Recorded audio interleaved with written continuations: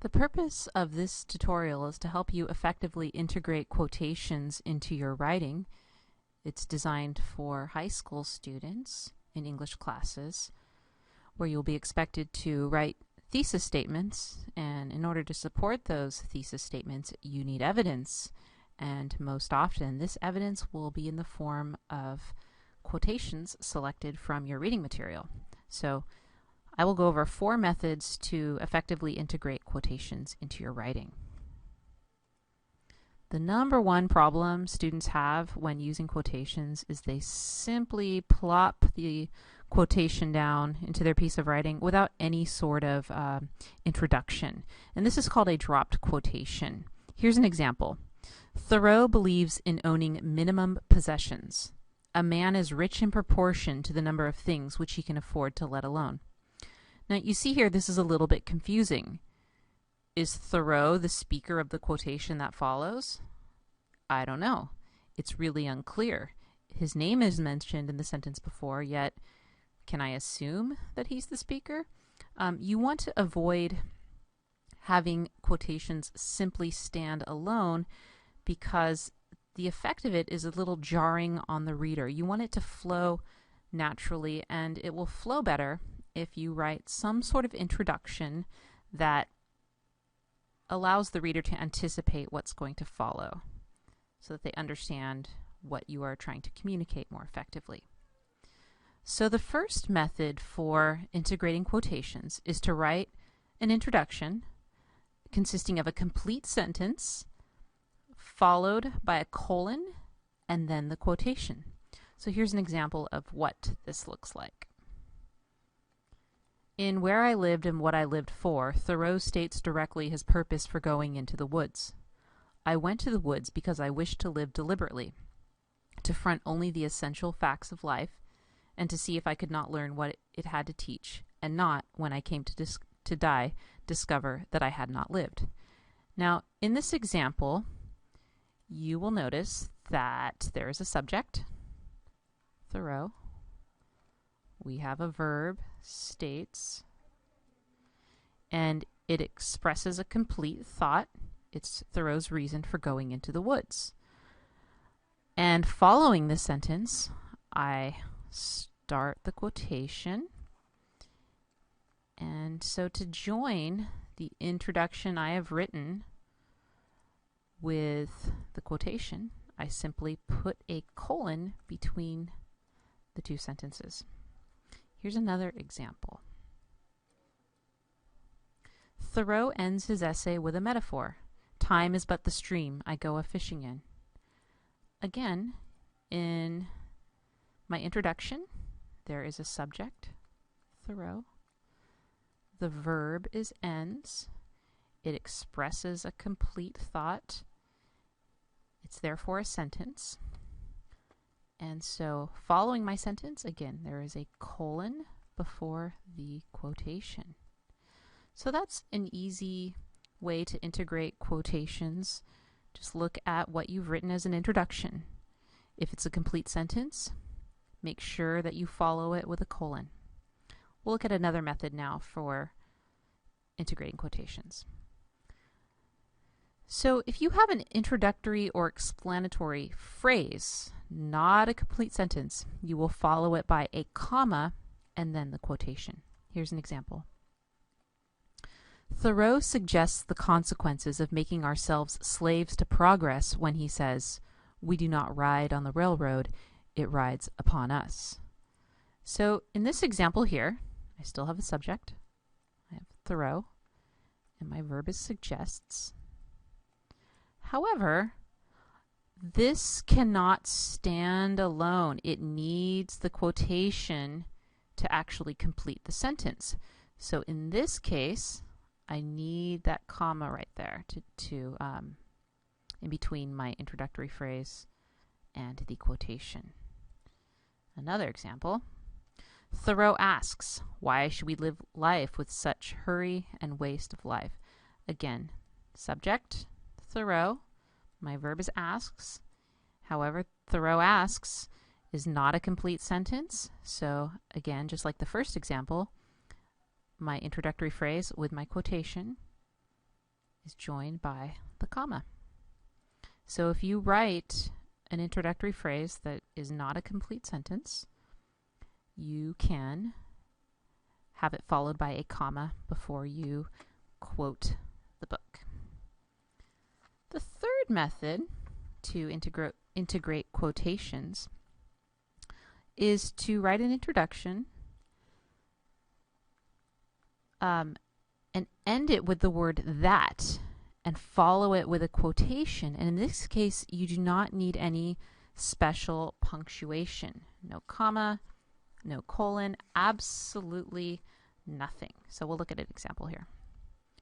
Thoreau suggests the consequences of making ourselves slaves to progress when he says that we do not ride on the railroad, it rides upon us.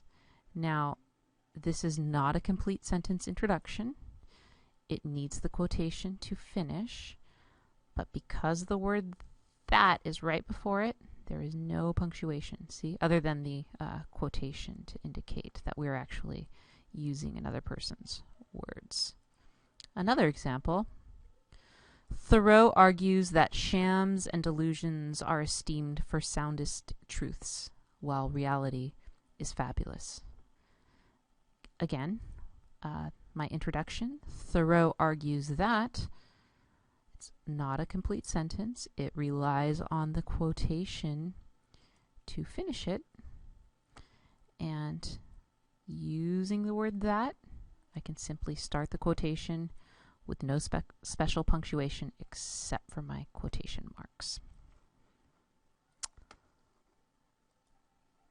The last method we're going to discuss is using just a few words and sort of sprinkling them into your own sentence. Here's an example. Thoreau states that his retreat to the woods around Walden Pond was motivated by his desire to live deliberately and to face only the essential facts of life. So, the part that I'm underlining here is Thoreau's words, and notice each little chunk is placed within quotation marks.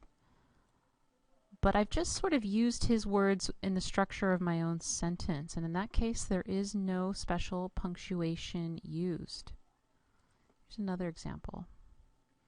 Thoreau argues that people blindly accept shams and delusions as the soundest truths, while regarding reality as fabulous. So again, sprinkling in a few of Thoreau's words into my sentence, and each time I just take a few, I am certain to add the quotation marks. So let's review a few of the rules here. When you write an introduction that is a complete sentence, you need to follow it with a colon and then the quotation. Rule number 2, if it's someone says or an introductory phrase that is not a complete sentence, you can follow it, the quotation, after placing a comma. And finally, rule number 3, if rules 1 and 2 do not apply, you don't need any punctuation. Now, these rules are a bit simplified, but they should work in about 90% of cases. I'm going to practice a few examples and show you how to use some of these strategies. So here's an example. If a man does not keep pace with his companions, perhaps it's because he hears a different drummer. Again, Henry David Thoreau. So for this, I'm going to take a very straightforward approach. I'm going to attribute this quotation to Thoreau, and an easy way to do that is as follows. Thoreau says, if a man does not keep pace with his companions, perhaps it's because he hears a different drummer. Second example here, I will read the quotation and explain the strategy. Our life is frittered away by detail. An honest man has hardly need to count more than his 10 fingers, or, in extreme cases, he may add his 10 toes and lump the rest. Simplicity, simplicity, simplicity. Henry David Thoreau. Now, this is a little bit complex. He's talking about his philosophy on life, and so my inclination when integrating this quotation was to summarize this philosophy in a complete sentence, followed by a colon, and then take part of the quotation here. So here's my creation. Henry David Thoreau believes people need to ignore insignificant details in life. Our life is frittered away by detail. An honest man has hardly need to count more than his 10 fingers, or in extreme cases, he may add his 10 toes and lump the rest. Simplicity, simplicity, simplicity. So I just summarized Thoreau's philosophy in one sentence, followed by a colon, and then the quotation. Here's a third example. I went to the woods because I wished to live deliberately, to front only the essential facts of life, to see if I could learn what it had to teach, and not, when I came to die, discover I had not lived. Henry David Thoreau. So for this one, I wanted to integrate the quotation using the word that. When Thoreau explains why he went into the woods, he says that he wished to see if he could learn what it had to teach. So I've used the word that.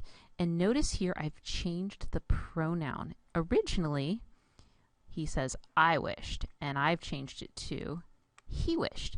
Now, notice that the word he is in square brackets. So when you are changing a word in a quotation to make it suit the lead-in or introduction you've written, simply place it in square brackets, and that will indicate that it has been altered from the original quotation. And often you will have to do this with pronouns in your writing. Fourth example, I learned this, at least by experiment, that if one advances confidently in the direction of his dreams and endeavors to live the life which he has imagined, he will meet with a success unexpected in common hours. Henry David Thoreau. So for this quotation, I just wanted to take a few of the words and sprinkle them into my sentence. And remember, when you're doing that, do not use any special punctuation. Thoreau believes man will be rewarded if he advances confidently toward his dreams. For this, I simply took two words, advances confidently, placed them in quotation marks, and I'm done. Now it's your turn to practice some of these things. Your assignment is to take the novel that you're reading in class, and I'd like you to find 4 quotations that you want to practice integrating with your introductions. For one quotation, you need to introduce it with a colon. For the second quotation you've selected, I'd like you to introduce it with a comma. For the third example, use the word that. And for the fourth quotation, try using only a few words. As I'd like to say, sprinkle them in your sentence. And if you practice these 4 different methods, before you know it, you will be easily using the words of others to help strengthen your writing.